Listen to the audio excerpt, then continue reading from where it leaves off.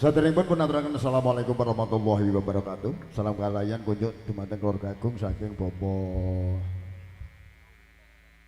Novianto dalah Ibu Dita. Lumeber dumateng panjenengan sami kusipun marga masyarakat Seminding Jero Wangi lan sedayanipun ingkang sampun pinaralenggas sesepuh pinisepuh ingkang sampun ngaturaken adilan bang itu dumateng putra kinasih ingkang dipuntentaken inggih menika anak mater cinta Ken Valian Danista Putra. Mugia putra kasebat dadosaken putra ingkang migunani trumape nusa lan bangsa patuh dumateng tiyang sepahipun dalah agaminipun ing tembe dadosaken putra ingkang saleh boten kata lumpen. Ugi ngaturaken panuwun sanget saking jajaran pemerintahan desa khususipun desa Jeruk Wangi baik Pak iki dalah sarekatipun ugi lumeber dumateng tokoh masyarakat Pak RT, Pak RW segenap kadang-kadang muda tumaruna ingkang sampun nderek nyengkuyung pahargyan payuhan ing dalu punika. Prawuh lumantar Sri Kandi Laras Campur Sari ing dalu punika kawula sakadang ngaturaken panuwun sanget dumateng keluarga agung saking Bapak Novianto dalah Ibu Dita nggih sampun mercadosaken dumateng kawula sakadang. Lelipur badhe dipun aturaken dening para seniman lan seniwati ing kala wau pun ingkang sampun dipun aturaken setunggal gending kangge pambuka nggih menika Manyar Sewu.